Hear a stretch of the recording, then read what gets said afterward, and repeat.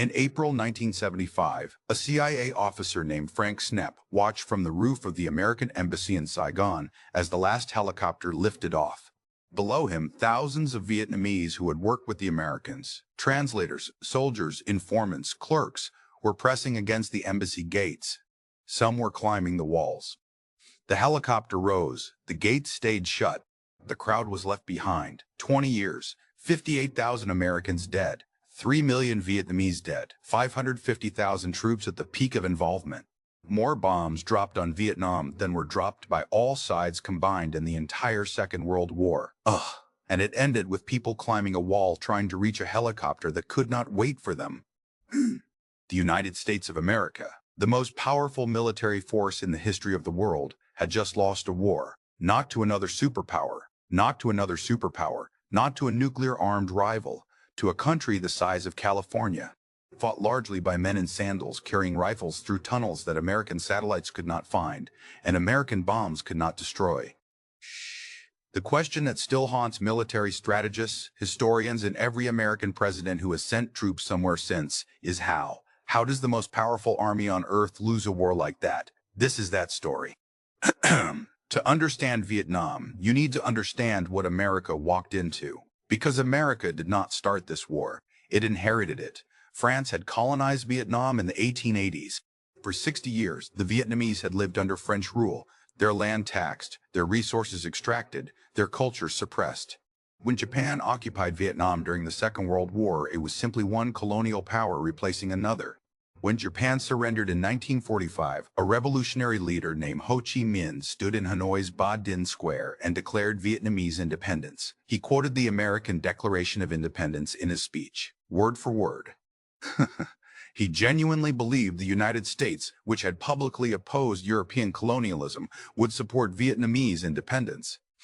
The United States recognized a French claim to Vietnam instead. France fought to reclaim its colony from 1945 to 1954. The Vietnamese forces, the Viet Minh, led by General Voi Nguyen Giap, defeated the French decisively at the Battle of Dien Bien Phu. France withdrew. The 1954 Geneva Accords divided Vietnam temporarily at the 17th parallel, North Vietnam under Ho Chi Minh's communist government, South Vietnam under a Western-backed government.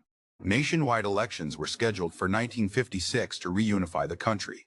The elections never happened. The United States, which knew Ho Chi Minh would win in a landslide, encouraged South Vietnam to refuse them. And so the war that France could not win became America's problem to solve, with the same result. Eventually, America's justification for involvement rested on something called the domino theory. The idea was simple.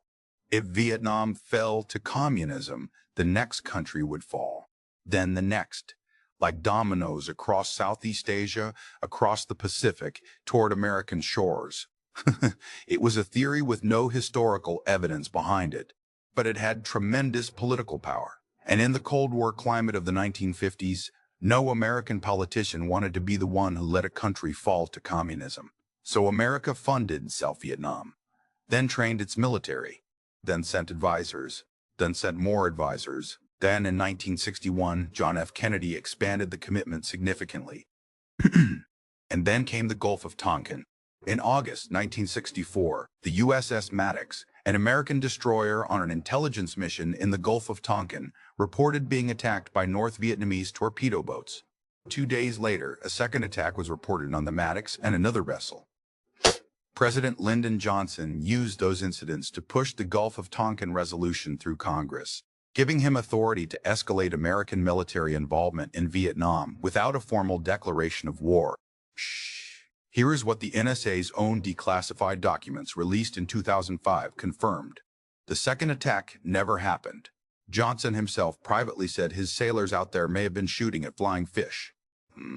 A war that would kill 3 million people and consume 20 years of American resources and credibility was escalated on the basis of an attack that did not occur. By 1969, more than 500,000 American troops were in Vietnam, and they were losing, not in individual battles. American forces won almost every major conventional engagement of the war. The kill ratios were overwhelmingly in America's favor. The body counts, which became the primary metric of success in the absence of any territorial measure of progress, showed tens of thousands of enemy dead for every American fallen. But the body counts were lies. Commanders were under pressure to show progress. Progress was measured in enemy killed, so the numbers were inflated. Civilians killed in airstrikes were counted as enemy combatants. Weapons recovered from villages were logged as proof of military engagements. Anyone killed in a declared free fire zone was automatically classified as the enemy. My Lai happened in March 1968. American soldiers from Charlie Company entered a Vietnamese village called My Lai and killed between 300 and 500 unarmed civilians, women, elderly men, children. No enemy combatants were found. No weapons were found. The operation was initially reported as a military success. It took over a year before the truth emerged. My Lai was not an isolated incident. It was the logical endpoint of a strategy that had confused killing with winning and had been doing so for years. The deeper problem was the enemy itself. The Viet Cong and North Vietnamese army did not fight the way American military doctrine was designed to defeat. They did not mass on open battlefields. They did not hold fixed positions. They moved through jungle tunnels so extensive and so deep that American bombing could not reach them. They melted into civilian populations. They attacked and withdrew. They traded space for time. The Ho Chi Minh Trail, the supply network running from North Vietnam through Laos and Cambodia into the south, was bombed continuously for years. America dropped more ordnance on it than was used in the entire Pacific theater of World War II. The trail kept operating because it was not a road. It was thousands of routes, constantly shifting, repaired overnight, moving through terrain that aircraft could not map and soldiers could not follow. America was fighting a war of attrition against an enemy that was willing to absorb any level of attrition and keep fighting.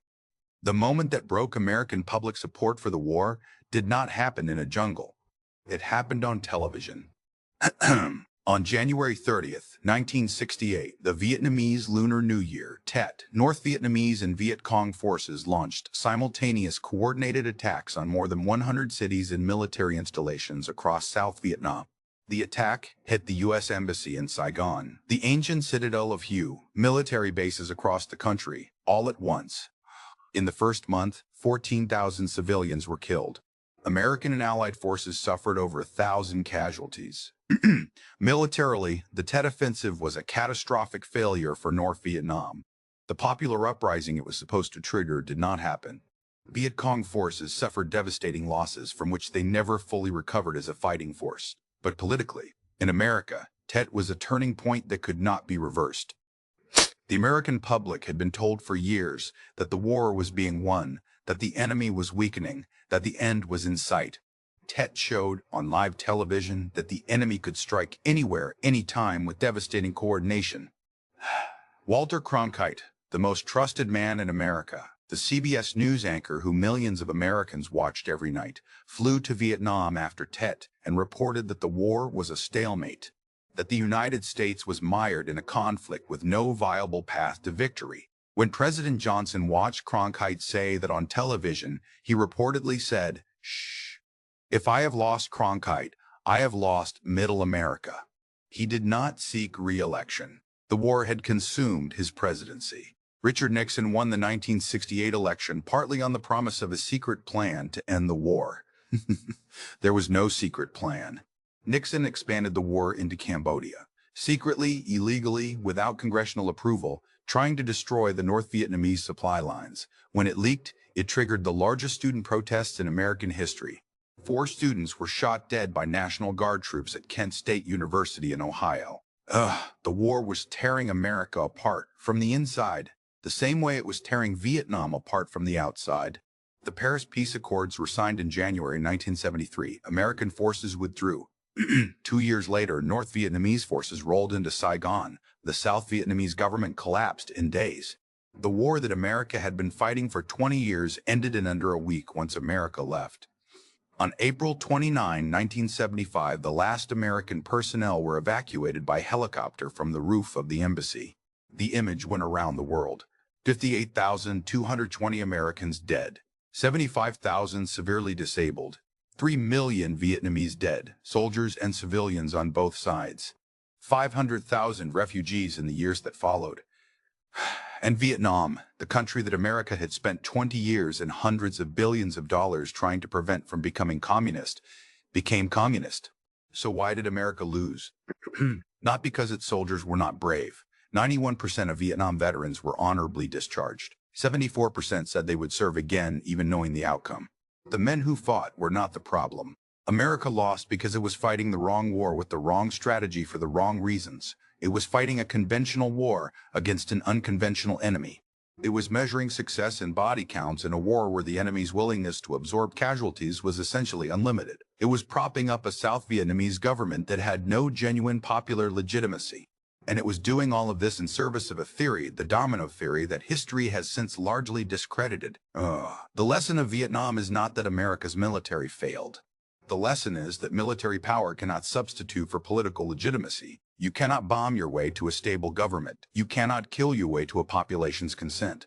And you cannot win a war when the people you are supposedly fighting for do not believe in what you are fighting for on their behalf. America learned that lesson in Vietnam, and then forgot it. In Iraq, in Afghanistan, 20 years later, different jungles, same war. The helicopters on the rooftop in Saigon in 1975, the helicopters over Kabul airport in 2021. The fallen empires does not always fall to an enemy. Sometimes they fall to themselves. This is The Fallen Empires. Subscribe for weekly history, war, and geopolitics. We will see you next week.